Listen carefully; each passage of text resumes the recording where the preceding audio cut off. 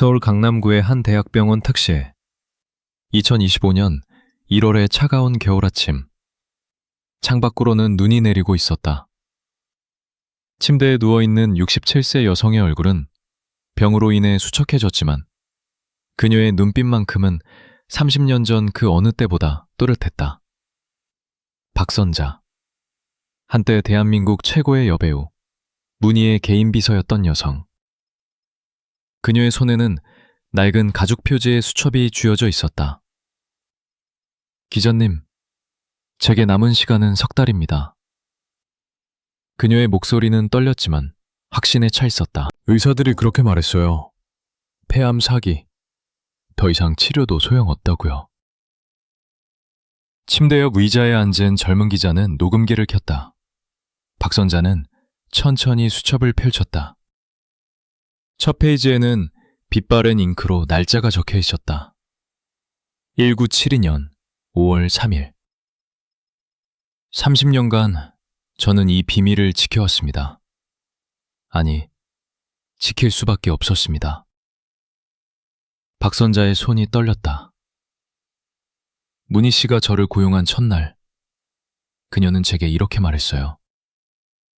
선자야, 너는 내가 만나는 모든 사람을 기록해. 전화 한 통, 방문객 1명, 밤늦게 분장실에 들어오는 남자들까지 전부 다. 언젠가 그들이 나를 파괴하려 할 때 이게 내 무기가 될 거야. 공식적으로 문희는 대한민국 영화계의 전설이었다. 1945년생, 180편의 영화 출연, 15개의 국가영화상 수상, 청순한 미소의 여왕, 국민 여배우, 한국 영화의 자존심. 언론은 그녀를 이렇게 불렀다. 비공식적으로는 박선자는 씁쓸하게 웃었다. 제 수첩에는 47명의 남자가 기록되어 있습니다. 그것도 제가 아는 것만요. 문희 씨는 25살에 결혼했다고 공식 기록에 나와 있죠. 결혼 전까지 순결을 지킨 전통적인 한국 여성의 모습으로 포장됐어요. 박선자는 수첩의 다음 페이지를 넘겼다. 거기에는 이름들이 빼곡히 적혀 있었다. 감독 김수용, 영화사 사장 박종호, 제작자 이동규. 하지만 진실은 달랐습니다. 병실 창밖으로 구급차 사이렌 소리가 들렸다. 박선자는 잠시 눈을 감았다가 다시 말을 이었다. 제가 왜 지금 말하느냐고요? 30년간 침묵했던 제가요? 그녀의 손이 가슴팍에 십자가 목걸이를 만졌다. 저는 기독교인입니다. 평생 죄책감에 시달렸어요. 저도 공범이었으니까요. 담당 신부님이 제게 말씀하셨어요. 진실을 통해서만 속죄가 온다고. 여러분은 문희 때문에 몇 명의 여성이 자살했는지 아십니까? 박선자의 목소리가 갈라졌다. 여러분은 그녀가 감독들의 아내들에게 무슨 짓을 했는지 아십니까? 그녀의 가장 유명한 영화들의 시나리오를 진짜 누가 썼는지 알고 싶으십니까? 그녀는 수첩 아래에서 두꺼운 봉투를 꺼냈다. 저는 증거를 가지고 있습니다. 사진, 편지, 의료 기록, 녹음 테이프. 문희 씨는 모든 걸 보관했어요. 보험으로요. 그리고 저도 제 보험을 만들었습니다. 기자는 숨을 죽이고 물었다. 위험하지 않습니까? 문희 씨는 여전히 살아있고 영향력도... 박선자가 그의 말을 끊었다. 저는 죽어가고 있습니다. 이제 저를 위협할 수 있는 건 아무것도 없어요. 하지만 진실은 살아남아야 합니다. 문희 때문에 파괴된 여성들을 위해서라도. 공식 역사는 이렇게 기록한다. 문희, 본명 문정숙. 1945년 부산 출생. 1962년 17살의 나이로 영화 강유의 안개로 데뷔. 1965년 겨울장미로 첫 대종상 수상. 1973년 봄날의 기억으로 아시아영화제 여우주연상. 총 180편의 영화, 15개의 주요상. 화려한 경력, 흠잡을 데 없는 이미지. 하지만 수첩의 첫 페이지는 다른 이야기를 합니다. 박선자는 1972년 5월 3일자 기록을 펼쳤다. 그녀의 첫 근무일이었다. 문희 씨는 저를 분장실로 불렀어요. 당시 그녀는 이미 27살, 최고 인기의 여배우였죠. 저는 19살, 시골 소녀였고요. 비공식적으로 그날 문희가 박선자에게 한 말은 충격적이었다. 선자야, 네 일은 간단해. 내 스케줄 관리, 옷 정리, 그리고 가장 중요한 것, 입 다물기. 문희는 담배를 피우며 말했다. 공식적으로 문희는 비일변자였다. 네가 보게 될 것들을 절대 밖에서 말하면 안 돼. 이해했어? 그날 밤 박선자는 처음으로 그것을 목격했다.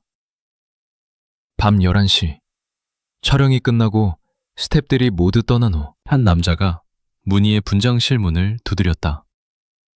그는 당시 한국 영화계에서 가장 영향력 있는 감독 중 한 명이었어요.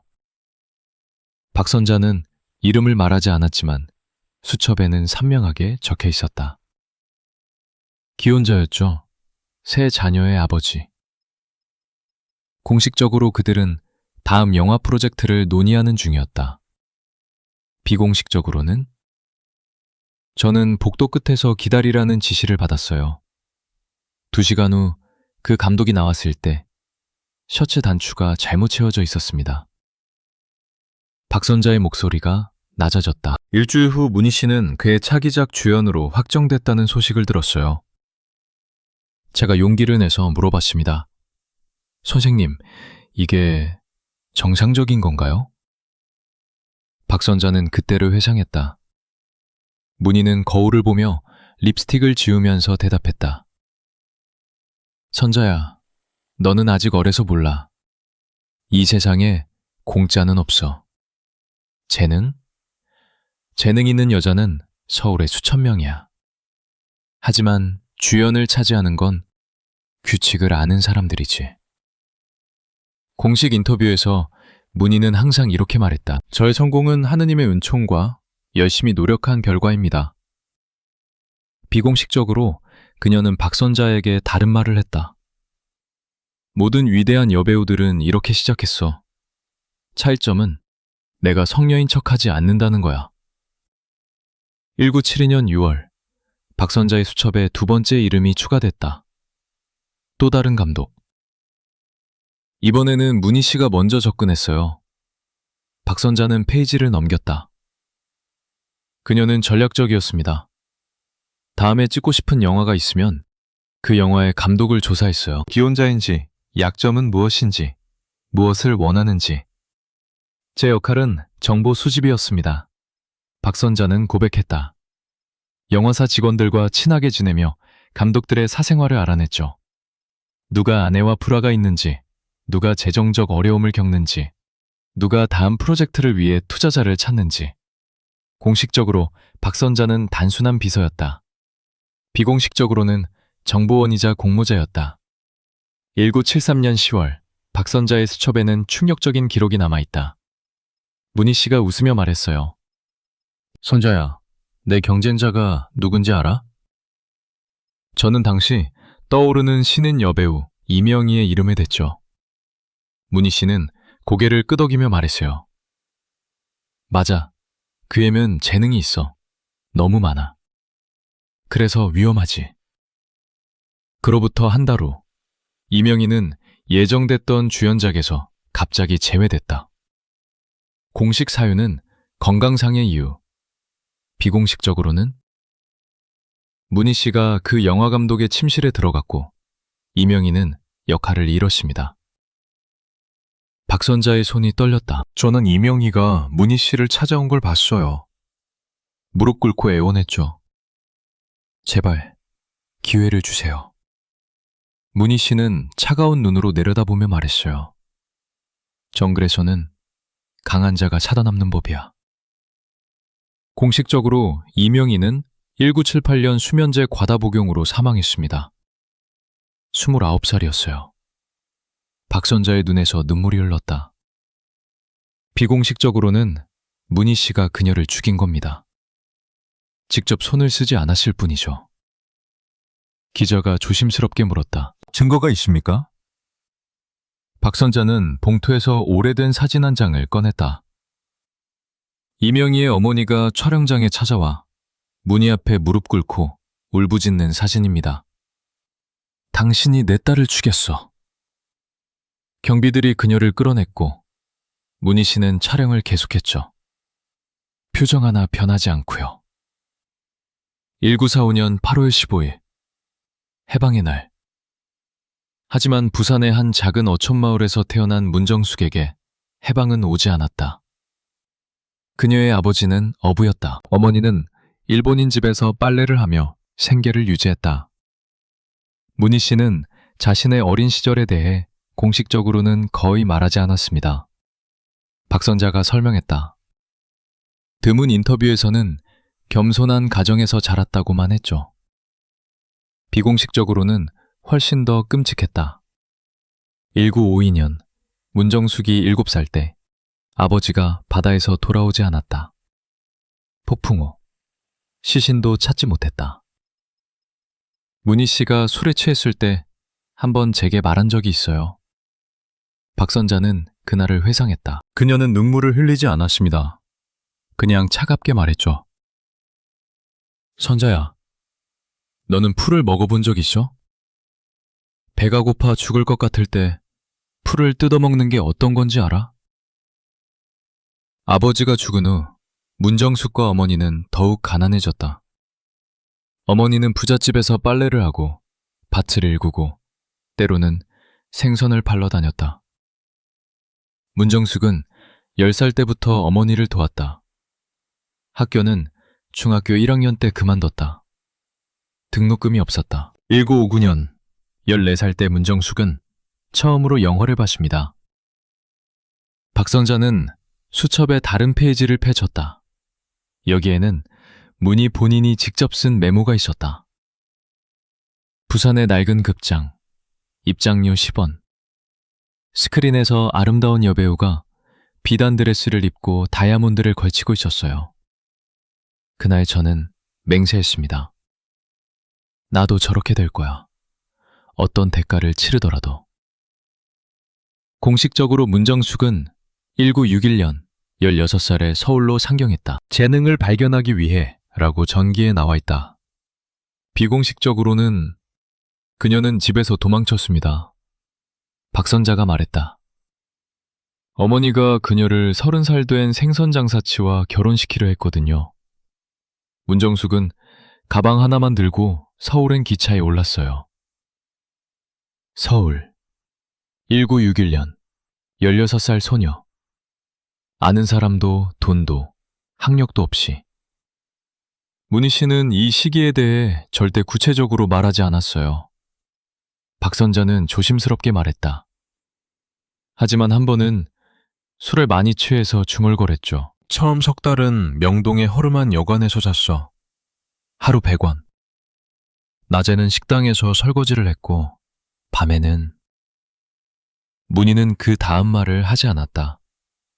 1962년 3월 17살 문정숙은 운명을 바꿀 기회를 얻었다. 영화감독 김수용의 오디션 공고. 강유의 안개라는 멜로 영화의 여주인공 모집. 2,000명이 넘는 지원자가 몰렸어요. 박선자가 설명했다. 문정숙은 지방 사투리에 정규 교육도 받지 못했고 연기 경험도 전혀 없었습니다.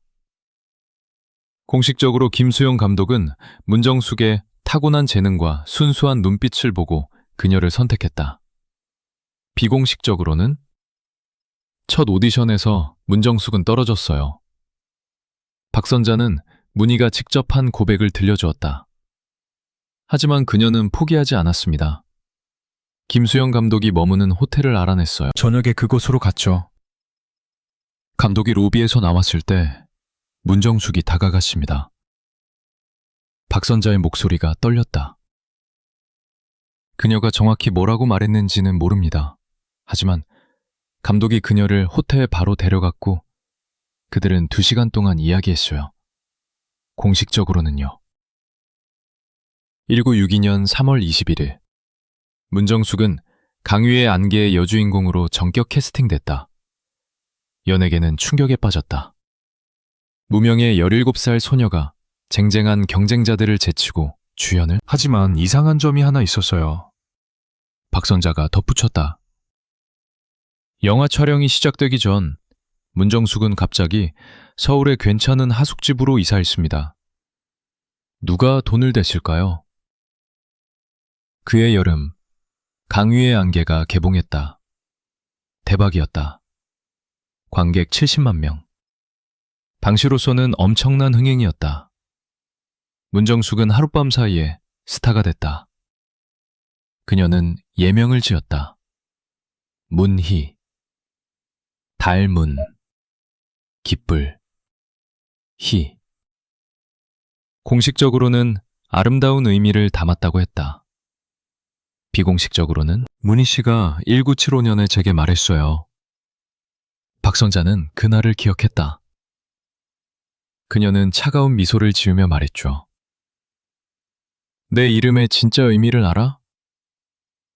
달처럼 빛나고 그 빛으로 어둠을 감추는 거야.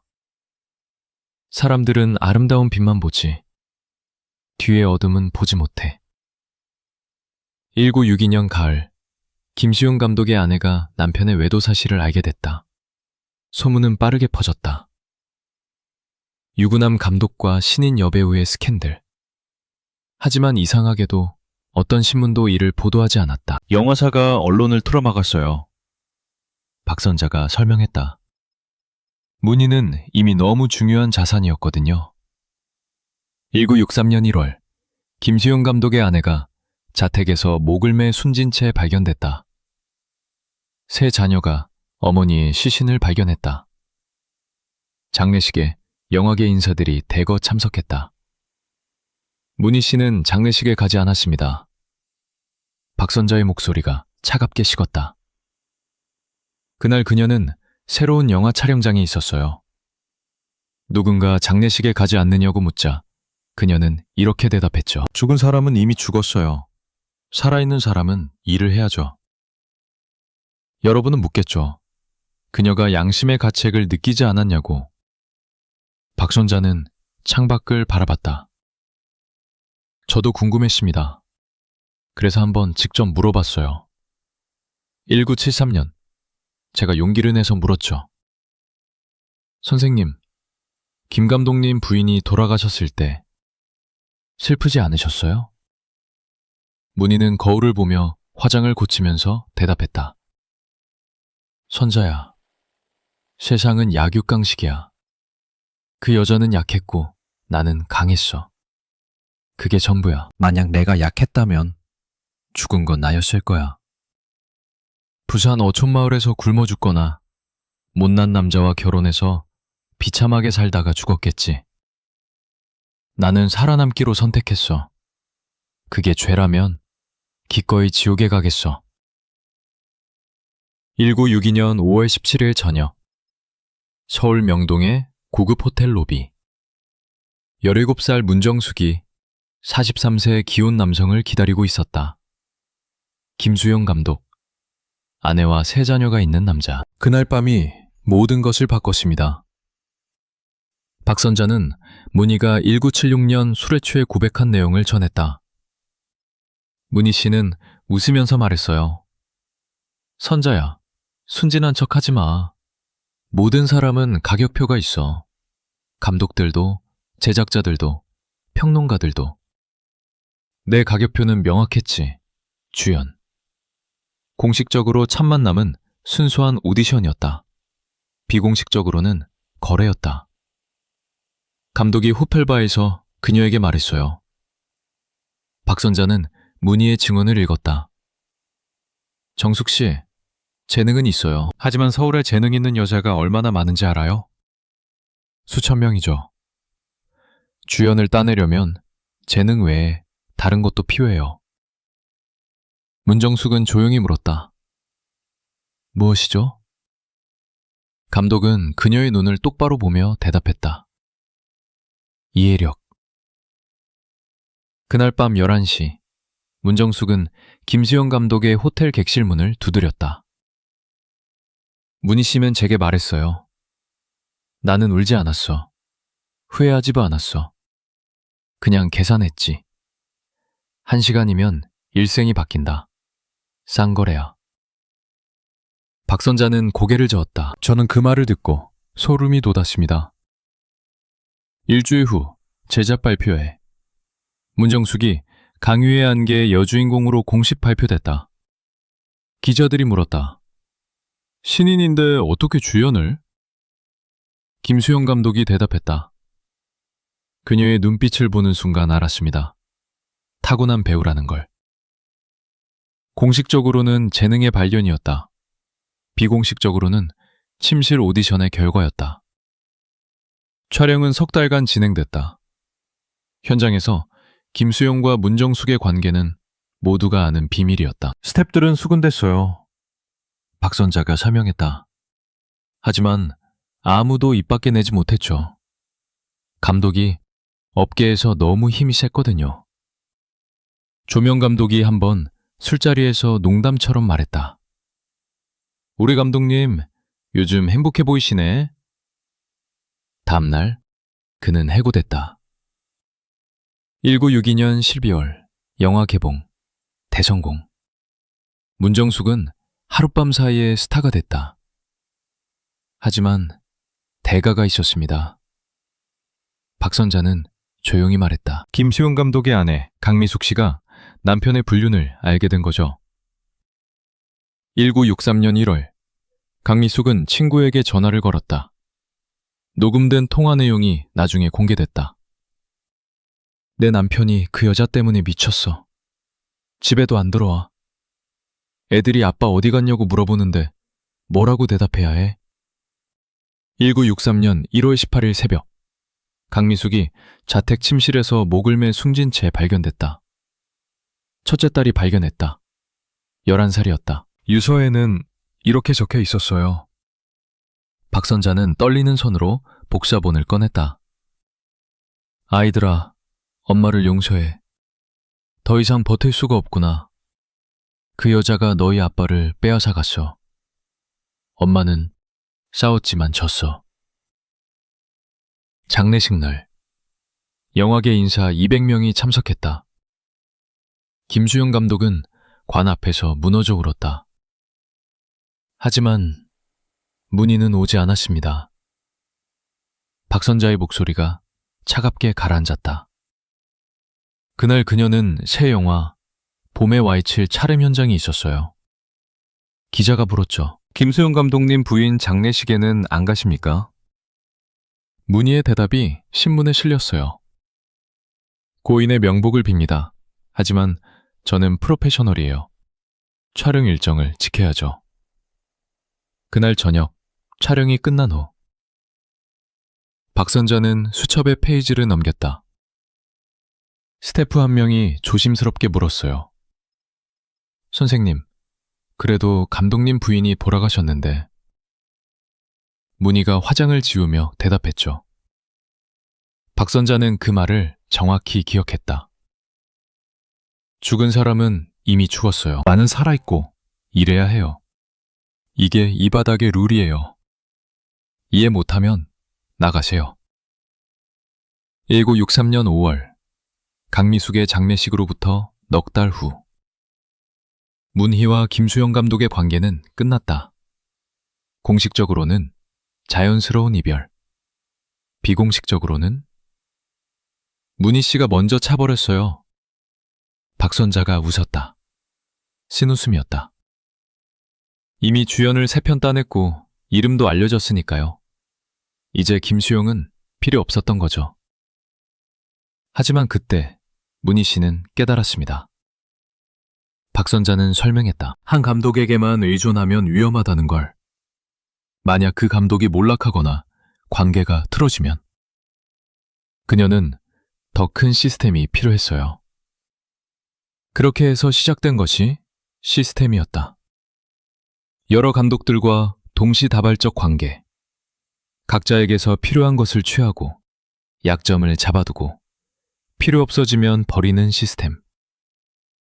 1963년부터 1985년까지 22년간. 박선자는 숫자를 또렷하게 말했다. 문희 씨는 최소 7명의 주요 감독들과 관계를 가졌습니다. 모두 기혼자였고요. 그리고 그중 4명의 아내가 스스로 목숨을 끊었습니다. 1965년, 문희는 이제 20살. 이미 10편의 영화에 출연했고 대종상을 한 번 받았다. 하지만 그녀는 만족하지 않았다. 더 많이, 더 높이, 더 확실하게. 박선자는 문희의 야망을 설명했다. 그녀는 단순히 유명한 배우가 되고 싶었던 게 아니에요. 업계를 지배하고 싶었던 겁니다. 비공식적으로 1965년 봄, 문희는 노트를 하나 만들었다. 저는 1974년에 그 노트를 우연히 봤어요. 박선자는 고백했다. 거기에는 한국 영화계의 주요 감독 12명의 이름이 적혀 있었습니다. 그 옆에는 각각의 프로필이 세세하게 기록돼 있었죠. 기혼 여부, 자녀 수, 아내의 직업, 재정 상태, 다음 작품 계획, 심지어 성격과 취향까지. 공식적으로 문희는 감독들을 존경하고 그들에게서 배운다고 인터뷰했다. 비공식적으로는 그들을 사냥감으로 봤다. 문희 씨의 전략은 단순했어요. 박선자가 설명했다. 첫째, 다음에 찍고 싶은 영화를 정한다.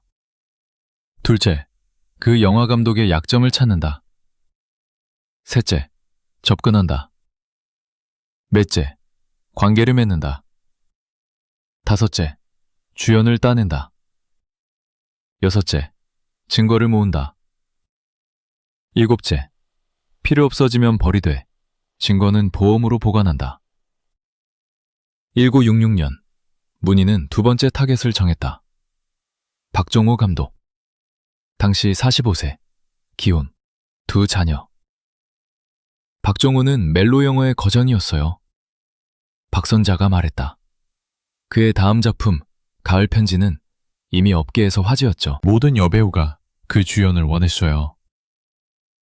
공식적으로는 최윤희가 유력했다. 비공식적으로는 문희가 작업에 들어갔다. 문희 씨는 박종호 감독을 연구했습니다.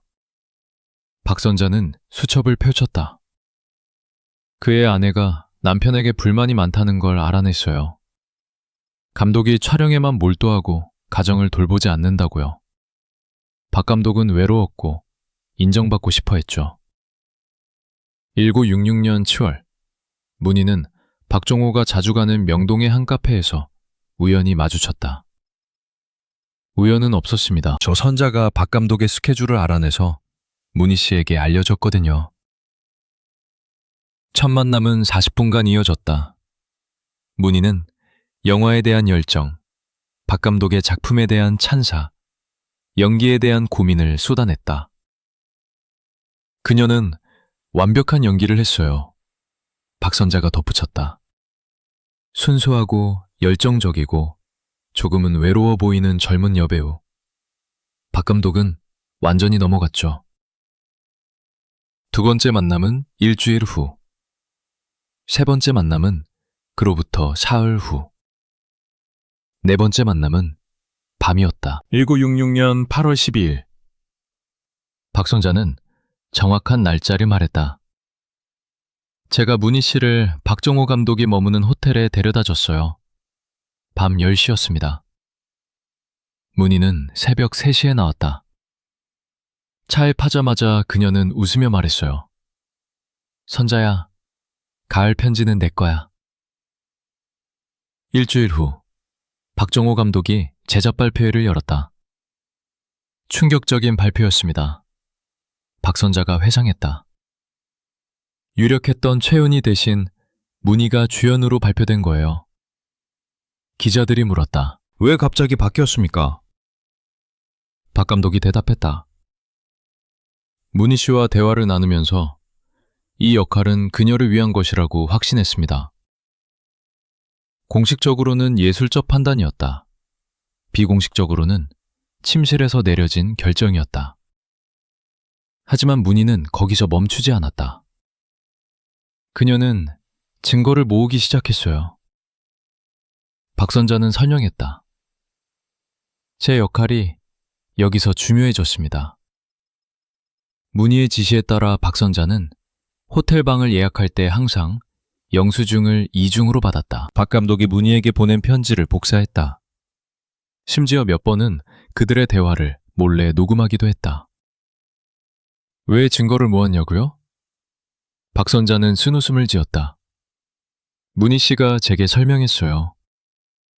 선자야, 남자들은 변해. 지금은 나를 사랑한다고 하지만 나중에는 부담스러워하거든. 그때 필요한 게 바로 이거야. 증거. 그들이 나를 버리려 하면 나는 이걸 꺼내 보이는 거지. 그러면 그들은 다시 착해져. 1967년 10월, 박정호의 아내 정숙희가 남편의 외도를 눈치챘다. 누가 그녀에게 익명의 편지를 보냈어요. 박선자가 말했다. 그 편지에는 문희와 박 감독이 호텔에 들어가는 사진이 들어있었죠. 정숙희는 남편을 추궁했다. 박 감독은 처음에는 부인했지만 아내가 증거를 들이밀자 무너졌다. 정숙희 씨는 이혼을 요구했어요. 박선자는 당시 상황을 설명했다. 하지만 박 감독은 거절했습니다. 이혼하면 사회적으로 매장당할 거라고 생각했거든요. 당시는 1967년이었고 이혼은 엄청난 스캔들이었으니까요. 결국 정숙희는 참기로 했다. 겉으로는 정상적인 부부 생활을 유지했지만 속으로는 죽어갔다. 1968년 3월 25일, 정숙희가 수면제를 과다 복용했다. 병원으로 옮겨졌지만 사흘 후 사망했다.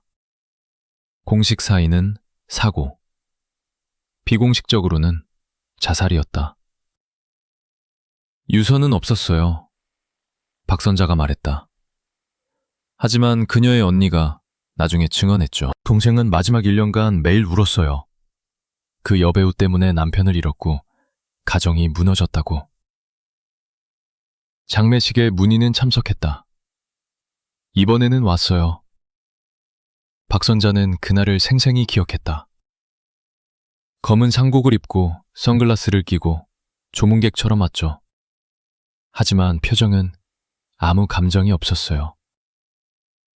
정숙희의 언니가 문희를 보고 소리쳤다. 네가 내 동생을 죽였어. 주변 사람들이 그녀를 말렸다. 문희는 고개를 숙여 절을 하고 조용히 떠났다. 차에서 문희 씨에게 물었어요. 박선자의 목소리가 떨렸다. 선생님, 괜찮으세요? 문희는 선글라스를 벗으며 대답했죠. 뭐가? 나는 아무 잘못도 안 했어. 내가 정숙희 씨한테 죽으라고 한 적 있어? 그녀가 약한 거지. 약한 사람은 도태되는 법이야. 1969년, 박정호 감독은 알코올 중독에 빠졌다. 촬영장에서 술을 마시고 밤마다 술집을 전전했다. 죄책감 때문이었어요. 박선자가 설명했다. 아내의 죽음을 자신의 탓이라고 생각했죠. 1972년, 박정호는 간경화로 사망했다. 50세였다. 그의 장례식에도 문희 씨는 갔어요. 박선자가 말했다. 이번에는 눈물까지 흘렸죠. 완벽한 연기였습니다. 1974년 2월, 한국 영화계는 새로운 재능에 들떠 있었다. 이명희, 24살의 신인 여배우. 연기력, 미모, 품격을 모두 갖춘 배우. 그녀는 진짜 위협이었어요. 박선자는 솔직하게 말했다. 문희 씨가 권력과 인맥으로 자리를 차지했다면 이명희는 순수한 재능으로 주목받았거든요. 공식적으로 이명희는 서울대학교 연극영화과를 졸업한 정통파 배우였다. 비공식적으로 그녀는 문희가 가장 두려워하는 존재였다. 문희 씨는 이명희를 보는 순간 알았어요. 박선자가 설명했다. 저 여자를 막지 않으면 자신의 자리를 빼앗길 거라고요. 1974년 4월, 이동규 감독이 새 프로젝트 겨울꽃을 준비 중이었다. 한국전쟁을 배경으로 한 대서사시. 제작비 3억 원. 당시로서는 초대형 프로젝트였다. 여주인공 역은 이명희로 거의 확정된 상태였어요. 박선자는 당시의 상황을 회상했다. 이동규 감독이 직접 이명희를 만나 캐스팅을 제안했고 이명희도 수락했죠. 하지만 문희는 가만히 있지 않았다. 1974년 5월 11일. 박선자는 정확한 날짜를 기억했다. 문희 씨가 저를 불렀어요. 선자야, 이동규 감독에 대해 알아봐. 모든 걸. 저는 일주일간 조사했습니다. 이동규, 52세. 기혼, 3자녀. 아내는 전직 여배우. 하지만 한 가지 약점이 있었어요. 박선자가 덧붙였다. 재정 문제였습니다. 겨울꽃은 대형 프로젝트였지만 투자가 부족했다. 이동규는 개인적으로 돈을 빌려 제작비를 마련하고 있었다. 문희 씨는 기회를 봤죠. 박선자가 설명했다. 그녀는 자신의 인맥을 통해 투자자를 연결해 줄 수 있었어요. 재벌 사장님, 정치인, 기업인들. 문희 씨는 20년간 쌓아온 인맥이 엄청났거든요. 1974년 5월 21일 밤, 문희가 이동규 감독을 만났다. 공식적으로는 프로젝트 논의, 비공식적으로는 거래였다. 문희 씨가 제안했어요. 박선자는 그날 밤 문희에게서 직접 들은 이야기를 전했다. 감독님, 제가 투자자들을 연결해 드릴 수 있어요. 5억 원도 가능합니다. 하지만 여주인공은 저여야 해요. 이동규는 거절했다. 처음에는요. 박선자가 덧붙였다. 그는 이미 이명희와 약속했고 그녀의 연기를 높이 평가했거든요. 하지만 문희는 포기하지 않았다. 이틀 후 그녀는 다시 이동규를 찾아갔다. 이번에는 다른 제안을 들고 왔다. 투자금뿐만 아니라 배급만까지 보장하겠다는 거였어요. 박선자가 설명했다. 영화를 만들어도 극장에서 상영되지 않으면 소용없잖아요. 문희 씨는 그걸 보장할 수 있었습니다. 일주일간의 설득 끝에 이동규가 흔들렸다. 1974년 6월 초, 박선자는 날짜를 또렷이 말했다. 이동규 감독이 이명희에게 전화를 걸었어요. 미안합니다. 제작 사정상 캐스팅이 변경됐습니다. 이명희는 청천벽력 같았죠. 이미 다른 제안들을 모두 거절하고 이 영화를 준비하고 있었거든요. 이명희는 이동규 감독을 직접 찾아갔다. 제가 그 현장에 있었어요. 박선자의 목소리가 떨렸다. 1974년 6월 15일, 이명희가 촬영 사무실로 왔습니다. 문희 씨도 거기 있었죠. 이명희는 문희를 보자마자 알았다. 누구 때문인지를. 이명희가 문희 앞에 무릎을 꿇었어요. 박선자는 그 장면을 절대 잊을 수 없었다. 울면서 애원했죠. 선배님, 제발요. 저는 이 역할을 위해 6개월을 준비했어요. 제 꿈이에요. 제발 기회를 주세요. 사무실은 조용했다. 이동규 감독은 고개를 돌렸다. 스태프들은 숨을 죽였다. 문희는 의자에 앉아 이명희를 내려다봤다. 저는 문희 씨의 표정을 평생 기억할 겁니다. 박선자가 말했다. 차갑고 무표정하고 심지어 약간 지루해 보이기까지 했어요. 침묵이 10초간 흘렀다. 그리고 문희가 입을 열었다. 명희 씨, 이 바닥이 어떤 곳인지 아직 모르시나 봐요. 재능만으로는 부족해요. 정글에서는 강한 자가 살아남는 법이죠. 당신이 약하다면 다른 길을 찾는 게 나을 거예요. 이명희는 일어나 비틀거리며 사무실을 나갔다. 그녀의 뒷모습을 보면서 저는 알았어요. 박선자는 눈물을 닦았다. 이명희는 끝났다고요. 문희 씨한테 찍히면 업계에서 살아남을 수 없거든요. 실제로 그랬다. 1974년 여름부터 이명희는 더 이상 주연 제안을 받지 못했다. 문희 씨가 뒤에서 작업했어요. 박선자가 고백했다. 제 역할이 또 중요해졌죠. 저는 주요 감독들과 제작자들에게 전화를 돌렸습니다. 문희 선생님이 이명희는 프로페셔널하지 못하다고 하시던데요. 협업하기 어렵다고요. 그게 전부였어요. 그 한마디면 충분했습니다. 이명희는 1년간 단역만 했. 그녀는 슬럼프에 빠졌다. 친구들 증언에 따르면 박선자가 설령했다. 이명희는 매일 울었대요. 왜 나한테 이러는 거지? 내가 뭘 잘못했지? 하지만 아무도 진실을 말해주지 않았어요. 1975년 여름, 이명희는 또 다른 기회를 잡았다. 신인 감독의 저예산 영화였지만 좋은 시나리오였다. 하지만 문희 씨는 이것도 용납하지 않았어요. 박선자는 분노와 죄책감이 섞인 목소리로 말했다. 그 신인 감독한테 압력을 넣었죠. 이명희를 쓰면 배급을 못 받을 거다. 결국 그 감독도 이명희를 교체했습니다. 1977년 12월, 이명희는 친구에게 마지막 전화를 걸었다. 너무 힘들어. 더 이상 못 버티겠어. 왜 아무도 나한테 기회를 안 줘? 내가 재능이 없는 건가? 아니면 내가 뭘 잘못한 건가? 친구는 울면서 말렸다. 명희야, 이겨내. 기회는 또 올 거야. 하지만 기회는 오지 않았다.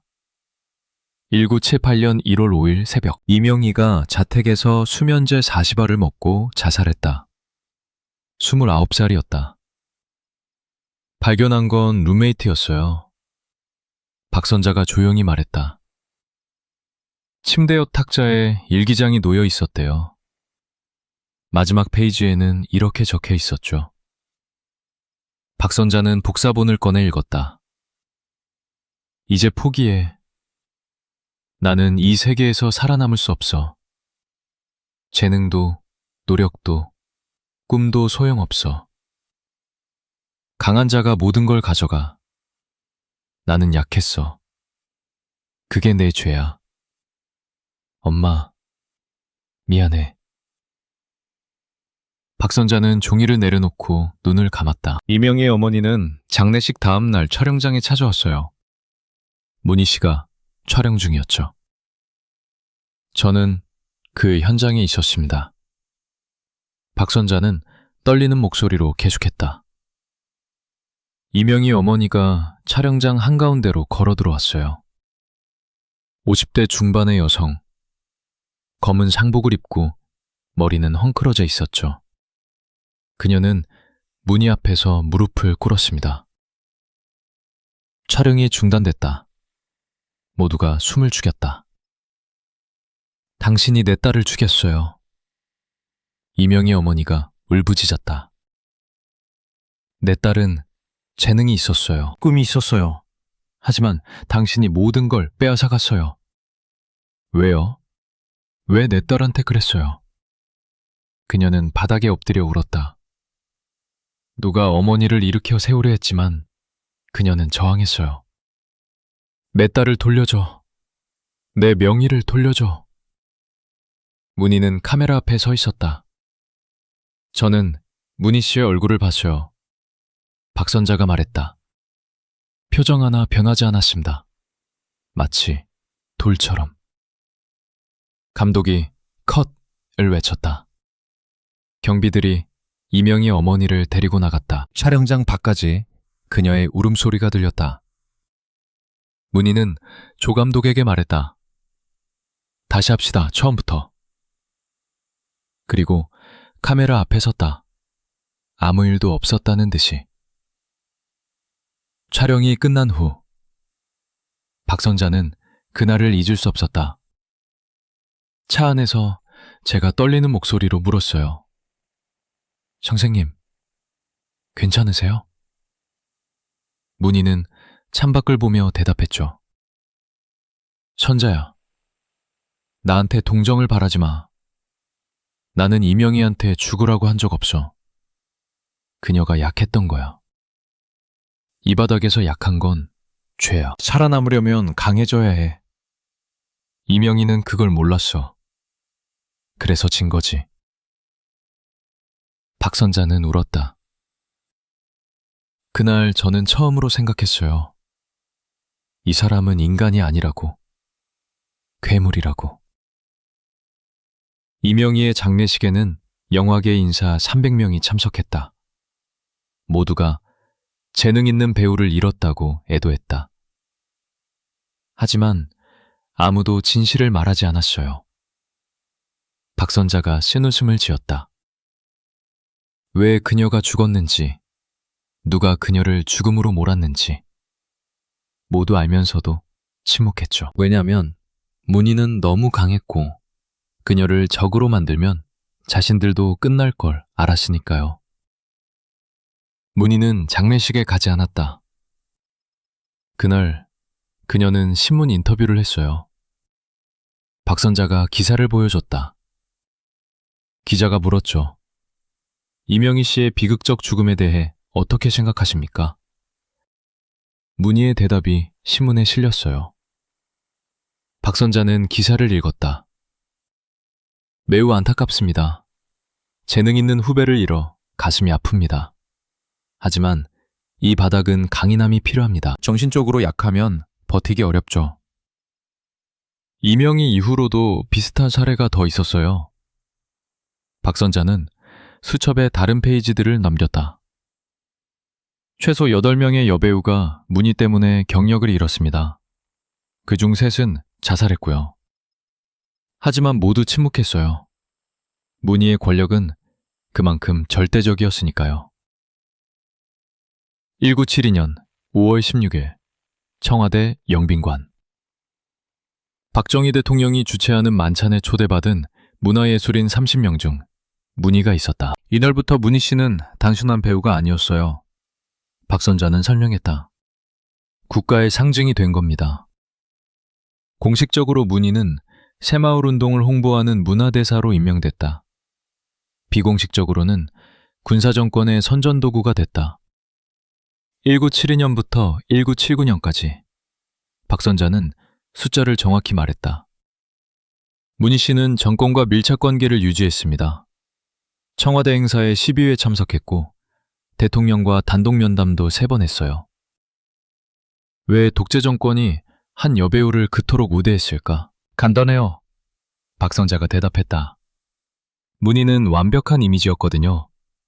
아름답고 단정하고 전통적이면서도 현대적인, 정권이 국민에게 보여주고 싶은 새로운 한국 여성의 모델이었죠. 1974년 10월 한 젊은 기자가 폭탄 기사를 준비했다. 김태일, 32살, 동아일보 문화부 기자. 그는 6개월간 문희 씨를 취재했어요. 박선자가 말했다. 감독들과의 불륜, 경쟁자 제거, 뒷거래 모두 조사했죠. 김태일은 증언자들을 만났다. 피해자 가족들, 전직 스태프들, 심지어 문희와 관계했던 감독 1명도 익명으로 증언했다. 1974년 11월 3일 김태일이 기사를 편집국에 제출했다. 제목이 한국영화계의 어두운 그림자, 문희의 민낯이었어요. 박선자는 당시 상황을 설명했다. 편집국장이 기사를 읽고 참백해졌대요. 이건 게재하면 안 된다고 했죠. 김태일은 항의했다. 이건 진실입니다. 국민이 알 권리가 있어요. 하지만 편집국장은 고개를 저었다. 자네, 죽고 싶나? 그날 밤 김태일은 집에 돌아갔다. 새벽 2시, 초인종이 울렸다. 문을 열자 2 남자가 서 있었어요. 박선자는 나중에 김태일의 아내에게서 들은 이야기를 전했다. 신분증을 보여주지 않았지만 중앙정보부였죠. 그들은 김태일을 데리고 갔다.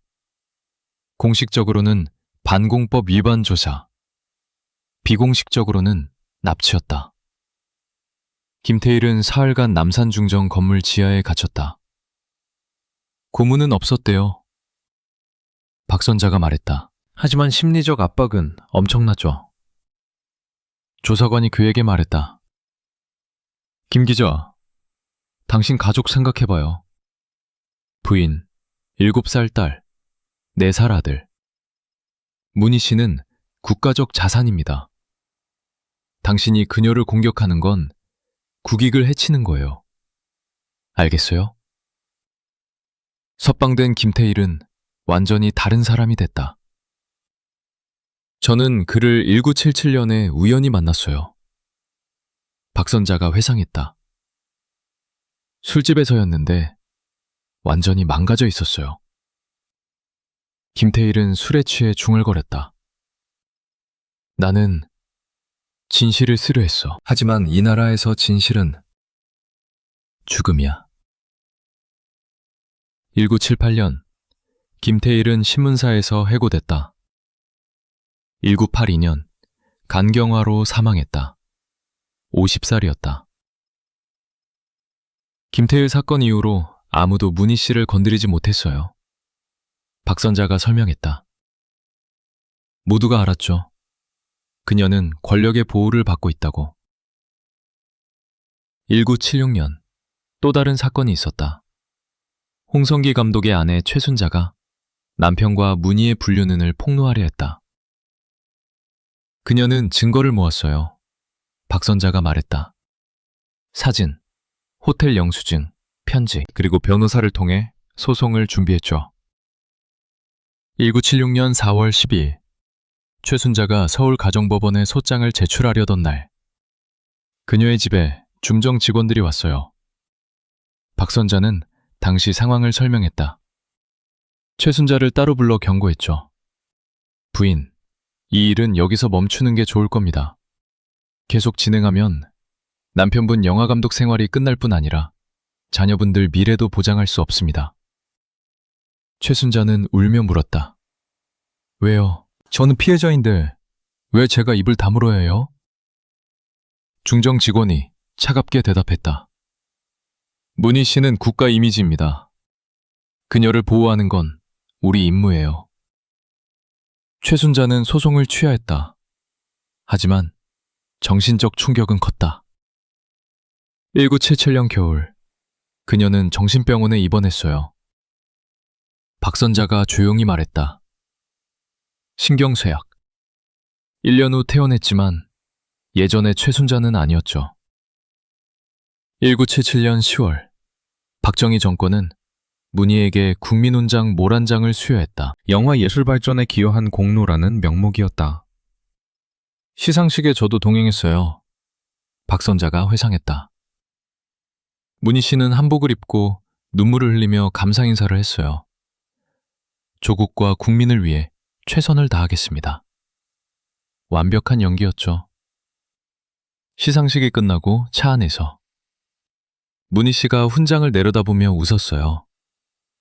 박선자는 그 미소를 잊을 수 없었다. 그녀가 말했죠. 선자야, 이제 나는 진짜 안전해. 국가가 내 편, 이제 아무도 나를 건드릴 수 없어. 박선자는 그때 소름이 돋았다. 그 순간 저는 깨달았어요. 문희 씨는 단순히 여배우가 아니라 시스템 그 자체가 됐다고. 1978년 3월, 한 여대생이 대자보를 붙였다. 서울대학교 물리대 게시판. 문희는 위선자다.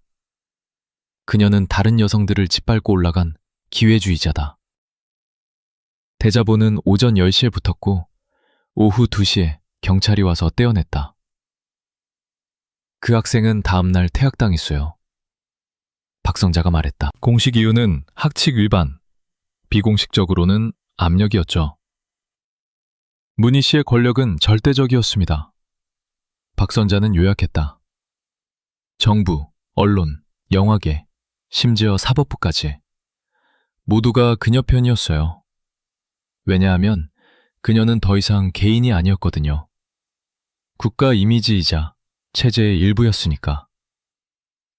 1979년 10월 26일 박정희 대통령 시해. 그날 밤 저는 문희 씨 집에 있었어요. 박선자가 증언했다. 뉴스 속보가 나왔죠. 대통령 서거. 문희 씨는 텔레비전을 보다가 얼굴이 하얗게 변했어요. 박선자가 물었다. 선생님, 괜찮으세요? 문희는 한참을 침묵하다가 말했다. 선자야, 이제 어떻게 되는 거지? 그녀는 처음으로 두려움을 보였어요. 박선자가 설명했다. 자신의 보호막이 사라졌으니까요. 하지만 문희의 걱정은 기우였다. 새로운 정권도 그녀를 필요로 했다. 전두환 정권도 문희 씨를 활용했어요. 박선자가 덧붙였다. 1984년 올림픽 홍보대사, 문화예술위원회 위원. 그녀는 계속 권력 가까이 있었죠. 하지만 진짜 충격적인 건 따로 있었습니다. 박선자는 목소리를 낮췄다. 1975년부터 1985년까지 10년간 문희 씨는 청와대와 중정의 비밀 프로젝트에 참여했어요. 무슨 프로젝트냐고 기자가 물었다. 해외 공작이었어요. 박선자가 대답했다. 문희 씨는 국제영화제에 가면서 정보 전달자 역할을 했습니다. 공식적으로는 영화 홍보, 비공식적으로는 첩보 활동이었죠. 저는 그녀의 해외 출장을 수십 번 동행했어요. 박선자가 설명했다. 칸, 베를린, 베니스 영화제. 거기서 그녀는 영화인들만 만난 게 아니었어요. 한국 대사관 직원들, 정체불명의 한국인들도 만났죠. 그들과 무슨 이야기를 나눴을까? 저는 모릅니다. 박선자가 고백했다. 항상 저를 밖에 기다리게 했거든요. 하지만 한 번은 우연히 들었어요. 1978년 칸 영화제. 호텔 복도에서 박선자가 화장실에 가려다가 문희의 방 앞을 지나갔다. 문이 살짝 열려 있었어요. 박선자는 그때를 회상했다. 안에서 문희 씨 목소리가 들렸죠. 한국어로 누군가와 통화 중이었어요. 네, 전달받았습니다. 내일 예정대로 만날게요. 네, 서류는 안전합니다. 박선자는 빠르게 지나갔다. 다음날 문희 씨가 영화제 기간 중 갑자기 사라졌어요. 박선자가 말했다. 4시간 동안요. 공식 일정에는 없었죠. 돌아왔을 때 그녀는 피곤해 보였어요. 무엇을 했는지 박선자는 묻지 않았다. 묻지 않는 게 제 생존 방식이었으니까요. 1974년 9월 12일 서울 강남의 한 산부인과 병원 비밀병실. 문희가 수술복을 입고 누워 있었다. 이게 첫 번째 낙태였어요. 박선자는 조용히 말했다. 제가 그녀를 데려갔죠.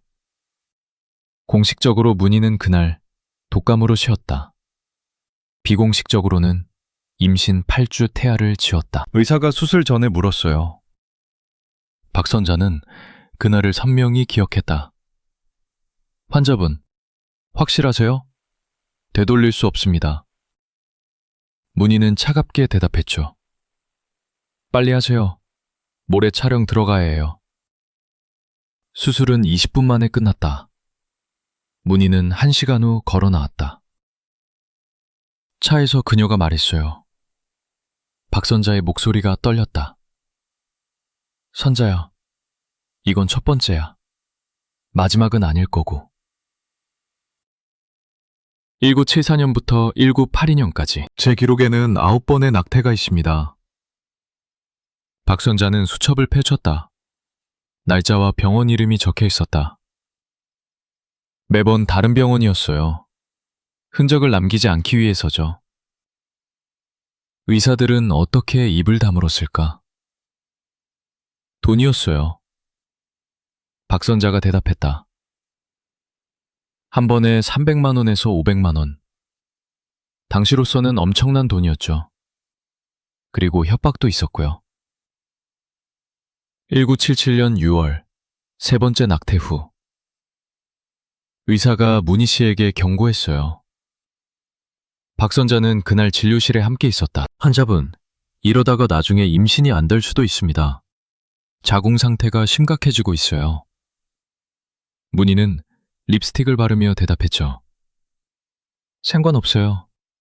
나는 아이보다 영아가 더 중요하니까. 하지만 낙태만이 충격이 아니었다. 1976년 12월, 박선자는 또 다른 의료 기록을 꺼냈다. 문희 씨가 갑자기 고열에 시달렸어요. 촬영장에서 쓰러졌죠. 병원 진단 결과는 충격적이었다. 매독이었어요. 박선자는 조용히 말했다. 성병이었습니다. 의사가 물었다. 최근 관계를 가진 파트너가 몇 명입니까? 문희는 대답하지 않았다. 치료는 3달 걸렸어요. 박선자가 설명했다. 그동안 문희 씨는 해외 연수라는 명목으로 공백을 만들었죠. 누구에게서 옮았는지는 밝혀지지 않았다. 하지만 그 시기 그녀와 관계한 감독이 셋 있었어요.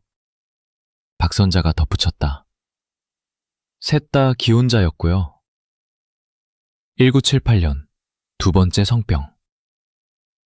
이번에는 인질이었어요.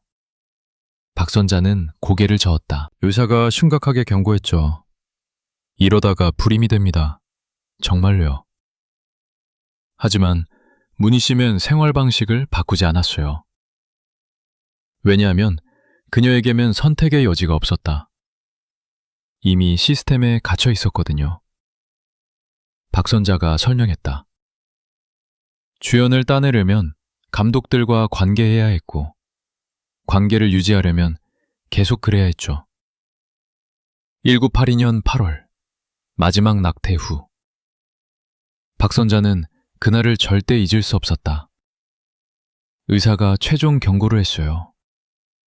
이제 정말로 끝입니다. 한 번만 더 하면 자궁을 잃을 수도 있어요. 그럼 평생 임신할 수 없습니다. 문희는 침묵했다. 처음으로 두려움이 그녀의 눈에 보였다. 차로 돌아오는 길, 문희 씨가 창밖을 보며 울었어요. 박선자는 그 순간을 기억했다. 처음이자 마지막으로 그녀가 우는 걸 봤죠. 소리내지 않고 그냥 눈물만 흘렀어요. 박선자가 조심스럽게 물었다. 선생님, 문희가 말을 끊었다. 선자야, 말하지 마. 아무 말도. 1983년 문희는 38살에 결혼했다. 상대는 재벌 3세 사장 정민철. 완벽한 결혼이었어요. 박선자가 설명했다. 공식적으로는요, 문희는 깨끗한 이미지의 여배우, 정민철은 부유한 사업가, 언론은 열광했죠. 비공식적으로는 사랑 없는 거래였어요. 박선자가 단언했다. 정민철은 문희의 과거를 몰랐어요. 박선자가 말했다. 아니, 알고 싶어 하지 않았죠. 그는 유명한 아내를 원했고, 문희는 깨끗한 이미지를 원했어요. 서로에게 필요한 거래였던 겁니다. 결혼 1년 후 문희가 임신했다. 모두가 놀랐어요. 박선자가 말했다. 의사들이 불가능하다고 했는데. 1985년 4월 문희가 딸을 낳았다. 언론은 기적의 출산이라고 보도했어요. 박선자는 쓴웃음을 지었다. 하지만 저는 의문이 들었죠. 정말로 정민철의 아이일까? 왜 의심했냐고 기자가 물었다. 1984년 말 문희 씨와 한 감독이 여전히 관계를 유지하고 있었거든요. 박선자가 조용히 말했다. 결혼 후에도요. 증거는 없습니다. 박선자가 인정했다. 하지만 1984년 12월 문희 씨가 그 감독과 제주도에 함께 있었어요. 4일간이요. 공식적으로는 영화 로케이션 헌팅, 비공식적으로는 박선자는 말을 잇지 않았다. 넉 달 후 임신 소식이 나왔죠. 하지만 더 충격적인 건 따로 있었다. 1976년부터 1983년까지 박선자는 또 다른 기록을 꺼냈다. 문희 씨는 수면제에 중독돼 있었어요. 처음에는 불면증 때문이었다. 촬영 스트레스, 죄책감, 두려움. 밤에 잠을 못 잤어요. 박선자가 설명했다. 의사가 수면제를 처방했고 문희 씨는 의존하기 시작했죠. 1978년쯤에는 하루에 3알씩 먹었어요. 박선자가 증언했다. 정상 복용량의 3배였죠. 그것 없이는 잠을 못 잤어요. 1979년 9월, 문희가 과다 복용으로 응급실에 실려갔다. 공식적으로는 과로로 인한 실신이었어요. 박선자가 말했다. 비공식적으로는 자살 시도였는지도 몰라요. 그날 밤 저는 병원에 있었어요. 박선자는 눈을 감았다. 문희 씨가 의식을 되찾았을 때 제 손을 잡으며 말했어요. 선자야, 나 너무 피곤해. 언제까지 이래야 해? 저는 대답할 수 없었죠. 다음 날 아침, 문희는 다시 가면을 썼다. 기자들에게 밝게 웃으며 말했다. 건강관리를 소홀히 했네요. 앞으로 조심하겠습니다. 문희 씨의 이중 생활은 완벽했어요. 박선자는 요약했다. 낮에는 국민 여배우, 밤에는 무너지는 여자. 공식적으로는 행복한 기혼 여성, 비공식적으로는 약물 중독자이자 과거에 짓눌린 죄인. 그 이중성이 그녀를 미치게 만들었다. 1982년 문희의 집에서 박선자가 이상학물 발견했다.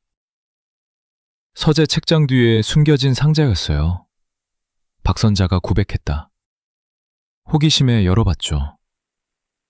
안에는 편지 다발이 있었다. 모두 죽은 감독들이 문희 씨에게 보낸 거였어요. 박선자는 한 통을 읽었다. 1972년 김수영 감독이 쓴 편지였어요. 박선자의 목소리가 떨렸다. 이렇게 적혀 있었죠. 문희 씨, 당신은 내 삶을 파괴했습니다. 내 아내는 죽었고 아이들은 나를 증오하고 나는 매일 술로 하루를 버팁니다. 하지만 이상하게도 당신을 여전히 사랑합니다. 이게 저주일까요? 아니면 내 약함일까요? 용서해 주세요. 내 나약함을. 문희 씨는 이 편지들을 평생 보관했어요. 박선자가 말했다. 왜일까요? 죄책감? 트로피? 아니면 자신도 피해자라는 증거? 박선자는 대답할 수 없었다.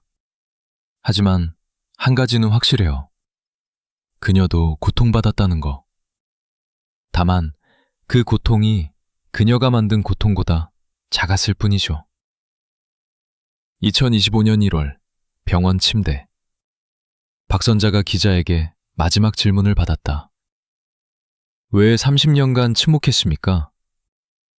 그녀는 한참 생각했다. 두려움이었어요. 솔직한 대답이었다. 1976년 3월, 제가 문희 씨의 비서가 된 지 4년째 되던 해. 박선자는 그날을 회상했다. 어느 날 저녁, 문희 씨가 저를 불렀어요. 박선자는 그 장면을 생생히 기억했다. 그녀의 집 서재에서였죠. 문을 잠그더니 제 앞에 두꺼운 파일을 내려놓았어요. 파일을 열자 박선자는 충격을 받았다. 제 가족 사진이었어요. 부모님, 남동생, 친척들까지. 집 주소, 직장, 학교, 모든 게 적혀 있었다. 문희 씨가 말했죠. 박선자는 그 말을 평생 잊을 수 없었다. 선자야, 나는 너를 믿어. 하지만 만약 네가 나를 배신하면 이 사람들이 다칠 거야. 이해하지? 저는 얼어붙었었어요. 선생님, 저는 절대 말 안 해요. 문희는 미소 지었죠. 알아. 그래서 이걸 보여주는 거야. 네가 실수하지 않도록. 1976년 5월, 실제로 경고가 현실이 됐다. 제 남동생이 학교에서 돌아오다가 낯선 남자들에게 둘러싸였어요. 박선자의 목소리가 떨렸다. 그들은 아무것도 하지 않았어요. 그냥 동생을 둘러싸고 10분간 서 있었죠. 그리고 떠났어요. 다음날 박선자의 집에 편지가 왔다. 동생 사진이 들어 있었어요. 그리고 한 줄. 조심하세요. 그날부터 저는 완전히 복종했어요. 박선자가 고백했다. 문희 씨가 시키는 대로 다 했죠. 호텔 예약, 증거 수집, 거짓말, 협박 편지 전달. 저는 그녀의 비서가 아니라 공범이었어요. 하지만 두려움만이 이유는 아니었다. 돈도 있었죠. 박선자는 솔직했다. 문희 씨는 저한테 후하게 줬어요. 박선자가 설명했다. 월급이 일반 비서의 3배였고 보너스도 많았어요. 1985년 제가 그만둘 때쯤에는 강남에 작은 아파트를 살 수 있을 만큼 모았죠. 그 돈이 박선자의 입을 막는 또 다른 자물쇠였다. 저도 시스템의 수혜자였어요. 박선자는 인정했다. 문희 씨의 범죄로 저도 이득을 봤죠. 1985년 7월, 박선자가 사표를 냈다. 더 이상 못 견디겠더라고요. 그녀가 설명했다. 이명희 씨 자살 이후로 죄책감이 너무 컸어요. 매일 밤 악몽을 꿨죠. 이명희 씨가 제 앞에 나타나 묻는 거예요. 왜 저를 도와주지 않았어요? 박선자는 정신과 상담을 받기 시작했다. 사직서를 제출하던 날. 문희 씨는 웃으며 받았어요. 박선자는 그 반응이 의외였다. 선자야, 그래. 너도 이제 쉴 때 됐지. 13년간 고생했어. 그리고 퇴직금으로 5천만 원을 줬어요. 당시로서는 거금이었다. 하지만 마지막으로 한마디 했죠. 박선자는 그 말을 또렷이 기억했다. 선자야, 네가 본 것들은 무덤까지 가져가. 알지? 내 가족을 위해서라도. 박선자는 고개를 끄덕였다. 그리고 떠났다. 저는 지방으로 이사 갔어요. 박선자가 말했다. 대전의 작은 동네. 거기서 평범한 남자를 만나 결혼했고 아들을 낳았어요. 새로운 삶이었다. 하지만 과거는 따라왔다. 밤마다 꿈을 꿨어요. 박선자는 고통스러워했다. 이명희 씨, 강미숙 씨, 정숙희 씨. 죽은 여자들이 제게 물어요. 왜 침묵했어요? 2000년대 들어서도 박선자는 입을 다물었다. 문희 씨는 여전히 강력했으니까요. 그녀가 설명했다. 은퇴했지만 영화계 원로로 존경받았죠. 상도 받고 인터뷰도 하고 자서전도 냈어요. 그 자서전에는 당연히 진실이 없었다. 순결하고 근면하고 재능으로 성공한 여배우의 이야기였죠. 박선자는 그 책을 서점에서 보고 울었다. 2024년 11월, 박선자가 기침이 멈추지 않았다. 병원 검사 결과는 폐암 4기. 의사가 말했어요. 박선자의 목소리가 잠겼다. 죄송합니다. 늦었습니다. 수술도 불가능하고 항암도 효과가 없을 겁니다. 석 달에서 6개월. 그날 밤 박선자는 집에서 혼자 앉아 있었다. 손에는 묵주가 쥐어져 있었다. 저는 평생 기독교인이었어요. 박선자가 말했다. 하지만 진짜 믿음은 없었죠. 두려움만 있었어요. 죽으면 어떻게 될까? 지옥에 갈까? 그날 밤 박선자는 교회 신부님을 찾아갔다. 제 죄를 고백했어요. 박선자는 눈물을 흘렸다. 30년간 침묵한 것, 공범이었던 것, 돈을 받은 것 모두요. 신부가 물었다. 속죄하고 싶으십니까? 박선자는 고개를 끄덕였다. 하지만 어떡해요? 이미 너무 늦었어요. 신부가 대답했다. 진실을 말하세요. 당신이 아는 모든 것을. 그게 유일한 속죄입니다. 그날 밤 박선자는 결심했다. 죽기 전에 진실을 세상에 알리기로. 2024년 12월, 박선자가 기자를 찾았다.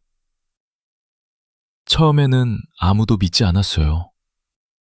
그녀가 말했다. 문희는 국민 여배우인데 증거도 없이 어떻게 믿어요? 하지만 박선자는 준비돼 있었다. 저는 30년간 모든 걸 보관했거든요. 수첩, 사진, 영수증, 녹음 테이프, 의료 기록. 문희 씨는 제가 이걸 보관한 줄 몰랐을 거예요. 박선자는 쓴웃음을 지었다. 저도 보험이 필요했거든요. 기자가 자료를 검토하는데 한 달이 걸렸다. 진짜였어요. 기자가 놀라워했다. 모든 게 검증 가능했죠. 날짜, 장소, 사람들. 거짓말할 수 없는 증거들이었어요. 2025년 1월, 기사 출판이 확정됐다. 출판 전날 밤, 박선자는 그날을 기억했다. 제 전화가 울렸어요. 문이었다. 30년 만에 처음이었어요. 박선자는 손이 떨렸다. 전화를 받자 문희 씨 목소리가 들렸죠. 선자야, 나야. 저는 대답했어요. 알아요, 선생님. 침묵이 흘렀어요. 그리고 문희가 말했다. 왜 이러는 거야, 선자야? 우리 좋았잖아. 내가 너한테 잘해줬잖아. 박선자는 천천히 대답했다. 선생님, 저 죽어요. 3달 남았어요. 무덤에 가기 전에 진실을 말하고 싶어요. 문희의 목소리가 차갑게 변했다. 네 가족 생각해. 아들 있잖아. 대학생이지? 협박이었다. 하지만 박선자는 더 이상 두렵지 않았다. 선생님, 저는 이미 변호사한테 말했어요. 만약 제게 무슨 일이 생기면 더 많은 증거가 공개된대요. 그러니 가만히 계세요. 전화가 끊겼다. 그게 문희 씨와 마지막 대화였어요. 박선자가 말했다. 다음 날 기사가 나갔다. 제목은 30년의 침묵을 깬 증언, 문희의 숨겨진 진실. 인터넷이 폭발했어요. 박선자가 설명했다. 조회수 200만, 댓글수 10,000개. 사람들은 충격을 받았죠. 하지만 반응은 양분됐다. 절반은 믿었어요. 박선자가 말했다. 특히 젊은 세대들이요. 그들은 역시 그랬구나라고 반응했죠. 하지만 나머지 절반은 박선자를 공격했다. 문희 씨의 팬들, 나이 든 세대들, 그들은 제가 거짓말쟁이라고, 돈을 노린다고, 질투한다고 했어요. 문희 씨 측 변호사가 명예훼손으로 고소했어요. 박선자가 말했다. 하지만 저는 준비돼 있었죠. 모든 증거를 법원에 제출했어요. 재판은 시작도 하기 전에 여론전이 됐다. 그리고 놀라운 일이 일어났어요. 박선자는 희망을 보았다. 다른 증인들이 나타나기 시작한 거예요. 죽은 감독들의 자녀들, 전직 스태프들, 피해 여배우의 가족들. 그들도 30년간 침묵했지만 제 용기를 보고 나섰어요. 박선자는 울었다.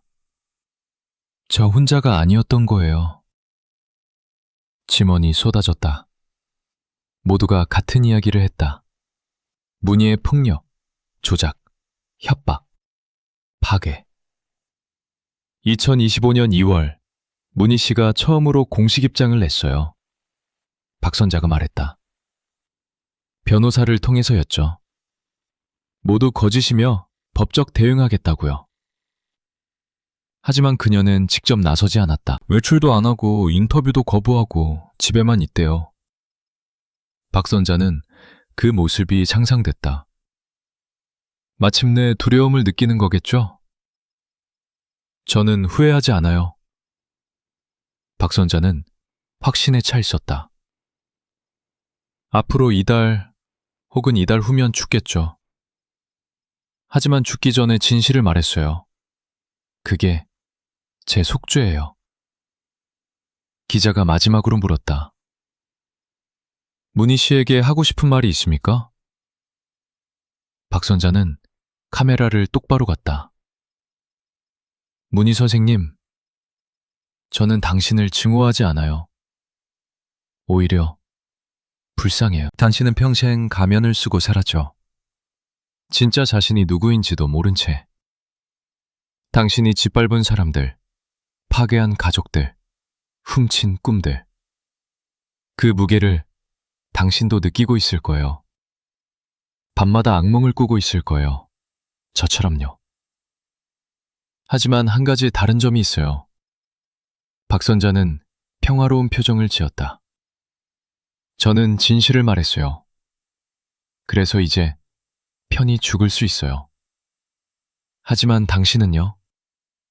당신은 거짓 속에서 늙어가고 있죠. 그게 제 복수예요. 당신이 진실과 마주하며 남은 삶을 사는 것. 2025년 2월 18일, 대한민국 영화예술인협회가 긴급 이사회를 소집했다. 안건은 하나. 문희의 모든 상과 명예회원 자격 박탈. 투표 결과는 12대 3. 문희 씨의 이름이 한국영화 명예의 전당에서 삭제됐어요. 박선자는 병원 침대에서 그 소식을 들었다. 30개가 넘는 상패, 트로피, 인증서 모두 반납 조치됐죠. 며칠 후 더 큰 움직임이 있었다. 대종상 영화제 측이 발표했다. 1965년부터 1987년까지 문희가 받은 6개의 여우주연상을 공식 취소합니다. 역사상 최초의 소급 박탈이었다. 이유는 명확했어요. 박선자가 설명했다. 부정한 방법으로 역할을 따냈다는 증거가 너무 많았거든요. 청와대 문화체육관광부도 움직였다. 1977년 문희에게 수여된 국민훈장 모란장. 회수 절차가 시작됐어요. 박선자는 말했다. 일반적으로 훈장은 범죄자나 국가 반역자만 박탈되는데 문희 씨의 경우 국가 위신 실추로 회수된 거죠. 역사에 기록될 치욕이었다. 하지만 가장 큰 충격은 따로 있었다. 2025년 3월 5일, 검찰이 문희를 조사 대상으로 지정했다. 혐의는 여러 가지였어요. 박선자가 나열했다. 명예훼손에 대한 허위 고소, 증거인멸 교사, 협박, 심지어 1976년 최순자 씨 강요 사건도 재조명됐죠. 공소시효가 지난 게 대부분이었지만 일부는 아직 유효했다. 문희는 검찰 출석을 거부했다. 건강상의 이유라고 했어요. 박선자가 말했다. 하지만 사실은 두려움이었죠. 나가는 순간 카메라 세례를 받을 테니까요. 검찰은 재택조사를 진행했다. 강남구 한남동 고급 저택. 그 집에서 30년간 문희 씨는 여왕처럼 살았어요. 박선자는 쓴웃음을 지었다. 이제는 감옥이 됐겠죠? 2025년 3월 15일, 문희의 딸 정수진이 기자회견을 열었다. 어머니는 무고합니다. 이 모든 건 조작된 음모입니다. 39살 정수진은 울먹이며 말했다. 제 어머니는 평생 한국 영화를 위해 헌신하셨어요. 이제 와서 과거를 왜곡하는 건 용납할 수 없습니다. 하지만 여론은 냉정했어요. 박선자가 설명했다. 댓글에는 증거를 보라, 진실을 직시하라는 말들이 쏟아졌죠. 특히 젊은 세대들의 반응이 가혹했다. 그들은 문희를 가스라이팅의 원조, 유독한 성공의 상징이라고 불렀어요. 문희의 이름은 이제 성공이 아니라 악의 상징이 됐다. 2025년 3월 22일 또 다른 폭로가 나왔다. 1974년 자살한 이명희의 일기장이 발견된 것이다. 이명희 어머니가 30년간 보관하고 있었대요. 박선자는 그 소식을 듣고 울었다. 일기장 마지막 페이지에는 이렇게 적혀 있었다. 문희 선배가 모든 문을 닫았어요. 어디를 가도 문희가 안 된다고 했다는 말만 들려요. 나는 재능이 없는 걸까요? 아니면 너무 약한 걸까요? 엄마, 미안해요. 더 이상 못 버티겠어요. 그 일기장이 공개되자 여론은 완전히 돌아섰다. 더 이상 문희를 옹호하는 사람이 없었어요. 박선자가 말했다. 이명희의 절망, 고통, 마지막 순간들이 생생히 기록돼 있었거든요. SNS에는 이명희의 옛 사진들이 올라왔다. 아름답고 재능 있던 20대의 여배우. 사람들은 묻기 시작했어요. 박선자는 말했다. 만약 이명희가 살았다면 어땠을까? 2025년 4월 첫째 주, 한국영상자료원이 충격적인 결정을 내렸다. 문희 출연작 180편 중 주연작 52편을 아카이브에서 제외한다. 이유는 윤리적 문제. 영화사적 가치는 인정하지만 부정한 방법으로 만들어진 작품을 기념할 수 없다는 입장이었다. 문희의 유산이 문자 그대로 지워지고 있었다. 하지만 문희 본인은 여전히 침묵했다. 단 한 번도 직접 나서지 않았어요. 박선자가 말했다. 변호사, 딸, 지인들을 통해서만 입장을 냈죠. 왜 직접 나서지 않았을까? 두 가지 이유가 있을 거예요. 박선자는 분석했다. 첫째, 증거가 너무 확실해서 변명할 수 없었던 것. 둘째, 자신이 만든 완벽한 이미지가 무너지는 걸 견딜 수 없었던 것. 2025년 4월 15일, 박선자의 상태가 급격히 나빠졌다. 의사가 말했어요. 그녀의 목소리는 이제 속삭임에 가까웠다. 이제 며칠 남지 않았습니다. 저는 준비됐어요. 할 일은 다 했으니까요. 병실에는 가족들이 모였다. 남편, 아들, 며느리, 손녀. 손녀가 제 손을 잡으며 물었어요. 박선자는 희미하게 웃었다. 할머니, 무서워요? 저는 대답했죠. 아니야, 이제 편해. 2025년 4월 21일 새벽 3시 45분. 박선자가 숨을 거뒀다. 67년의 삶, 마지막 13년은 문희의 그림자 속에서, 다음 30년은 침묵 속에서, 마지막 석 달은 진실 속에서 살았다. 장례식에 수백 명이 왔어요.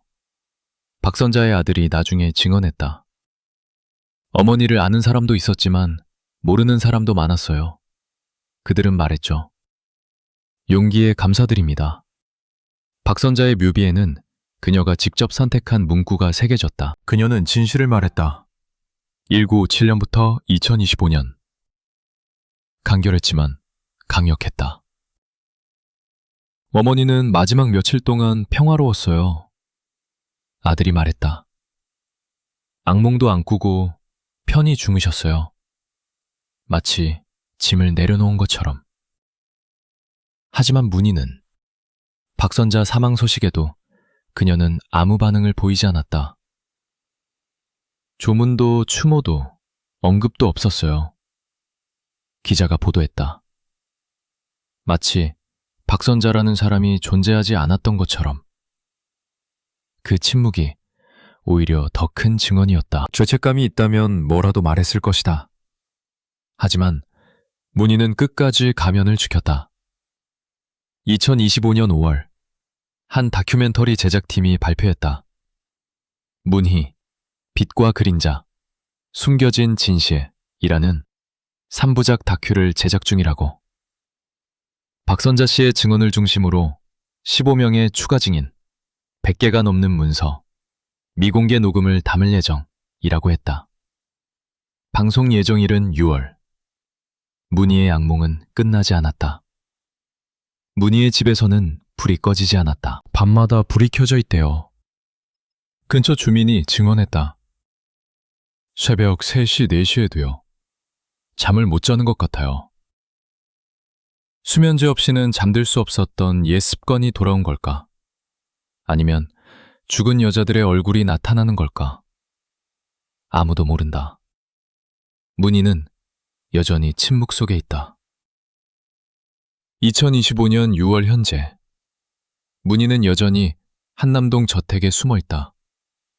79세. 한 번도 밖에 안 나온대요. 경비원이 말했다. 식료품도 딸이 가져다 주고 병원도 안 가고 마치 세상이 끝난 것처럼 살고 있어요. 가끔 창문 너머로 그녀의 실루엣이 보인다고 한다. 늙고 구부러지고 혼자 서 있는 모습. 그녀는 무엇을 생각할까? 박정희와 나눴던 만찬? 트로피를 받으며 흘린 거짓 눈물? 이명희가 무릎 꿇던 순간? 강리숙의 장례식? 김수용의 편지? 아니면 박선자의 마지막 말? 당신은 거짓 속에서 늙어가고 있죠. 그 말이 매일 밤 그녀를 괴롭히고 있을까? 딸 정수진은 여전히 어머니를 변호한다. 제 어머니는 피해자예요. 그 시대가 그녀를 그렇게 만든 거예요. 하지만 사람들은 묻는다. 같은 시대를 산 수많은 여배우들은 왜 문희처럼 살지 않았는가? 가난도, 야망도, 재능도 있었던 다른 배우들은 왜 사람을 파괴하지 않았는가? 시대의 탓인가? 아니면 선택의 문제인가? 문희가 파괴한 여배우들의 무덤에는 이제 꽃이 끊이지 않는다. 이명희, 박미란, 최영숙. 재능 있었지만 문희 때문에 사라진 여자들. 사람들이 그들을 기억하기 시작했어요. 한 영화평론가가 말했다. 문희가 빼앗은 미래, 우리가 볼 수 없었던 영화들. 그게 진짜 손실이죠. 하지만 몇 가지 질문은 여전히 남아있다. 1975년부터 1985년까지 문희가 정부 비밀 프로젝트에 참여했다는 박선자의 증언. 구체적으로 무엇이었나? 누구를 만났나? 무슨 정보를 전달했나? 그 파일들은 어디 있나? 아무도 모른다. 국가기록원은 해당 문서는 존재하지 않는다. 고 답했다. 또 다른 질문. 1985년 태어난 문희의 딸 정수진. 생물학적 아버지가 정말 남편 정민철일까? 아니면 박선자가 암시한 대로 다른 감독일까? DNA 검사를 하면 밝혀질 일이지만 정수진은 거부한다. 모욕적인 제안이라고. 진실은 영원히 묻힐까? 세 번째 질문. 문희가 30년간 모은 증거들. 감독들의 편지, 사진, 녹음. 박선자가 본 건 일부였다. 나머지는 어디 있을까? 문희의 집 어딘가에? 아니면 이미 불태웠을까? 만약 그 증거들이 공개되면 몇십 명의 명성이 무너질 것이다. 하지만 문희는 죽을 때까지 그걸 지킬까? 아니면 마지막 복수로 폭로할까? 네 번째 질문. 문희처럼 산 다른 여배우들은 없었을까? 한국 영화계의 70년 역사에서 문희만이 유일했을까? 아니면 드러나지 않은 다른 사례들이 있을까? 침묵하는 피해자들, 묻힌 스캔들들. 문희 사건이 시작일 뿐일까? 마지막 질문. 문희는 후회할까? 밤에 혼자 있을 때, 거울을 볼 때, 딸의 얼굴을 볼 때 그녀는 생각할까? 다르게 살 수도 있었을까? 아니면 여전히 자신이 옳았다고 믿을까? 나는 살아남았어. 그게 전부야. 우리는 결코 알 수 없다. 문희는 말하지 않는다. 2025년 6월 현재. 문희는 살아있다. 79세. 한남동 저택 안에서. 상도, 명예도, 유산도 잃었다. 하지만 여전히 숨쉬고 있다. 죽은 여자들은 무덤에, 박선자는 평화 속에, 문희는 거짓 속에. 역사는 이미 판결을 내렸다. 문희는 악인이다. 하지만 그녀 자신은 어떻게 생각할까? 어쩌면 그게 가장 큰 형벌일 것이다. 죽지도 못하고 살지도 못하고 진실과 거짓 사이 어딘가에서 늙어가는 것. 세상의 증오를 받으며 딸의 눈물을 보며 거울 속 낯선 얼굴과 마주하며 박선자는 말했다. 진실을 통해서만 자유로워진다. 박선자는 자유로워졌다. 하지만 문희는 영원히 감옥에 갇혔다. 자신이 만든 거짓이라는 감옥에. 밤마다 한남동 저택에 불빛이 켜진다. 새벽까지. 그 안에서 79세 노파가 무엇을 하는지 아무도 모른다.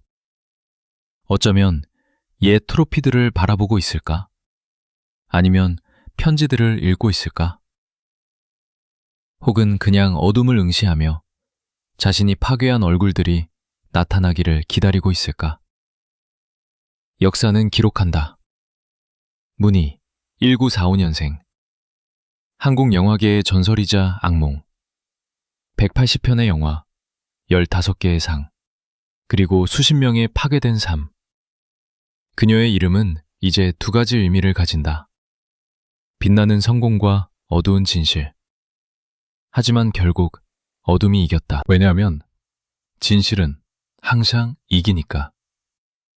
시간이 걸리더라도 30년이 걸리더라도 결국 빛은 어둠을 뚫고 나온다. 박선자의 무덤 앞에 누군가 새 꽃다발을 놓았다. 카드에는 이렇게 적혀 있다. 용기에 감사합니다. 당신 덕분에 우리는 진실을 알게 됐습니다. 그 옆 이명희의 무덤에도 꽃이 있다. 당신은 잊히지 않았습니다. 죽은 여자들이 마침내 기억되고 있다. 살아있는 여자는 잊히고 있다. 그게 정의일까? 아니면 그냥 시간의 흐름일까? 하지만 한 가지는 확실하다. 이 이야기는 끝나지 않았다. 문희가 숨쉬는 한 질문은 계속될 것이다. 그녀가 죽는 날, 유언은 무엇일까? 사과일까? 변명일까? 아니면 끝까지 침묵일까? 그리고 그녀가 죽은 후 사람들은 그녀를 어떻게 기억할까? 재능 있는 배우, 냉혹한 생존자, 아니면 그냥 경고? 이렇게 살지 마라는 30년간 숨겨진 비밀이 드러났다. 박선자는 죽었다. 문희는 산다. 하지만 누가 진짜 이긴 걸까? 진실을 말하고 평화롭게 간 여자일까? 아니면 거짓 속에서 늙어가는 여자일까? 역사가 답할 것이다. 시간이 판결할 것이다. 그리고 언젠가, 어쩌면 100년 후, 누군가 이 이야기를 다시 꺼낼 것이다. 한때 빛났지만 어둠에 삼켜진 여자가 있었다. 그녀의 이름은 문희. 그리고 그녀를 폭로한 용기 있는 여자가 있었다. 그녀의 이름은 박선자. 기억하라.